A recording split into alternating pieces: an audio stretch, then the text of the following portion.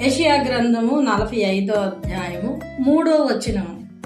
పేరు పెట్టి నిన్ను పిలిచిన ఇశ్రాయేలు దేవుడైన యెహోవాను నేనే అని నీవు తెలుసుకొనినట్లు అంధకార స్థలములో ఉంచబడిన నిధులను, రహస్య స్థలములోను మరుగైన ధనమును నీకిచ్చేదను.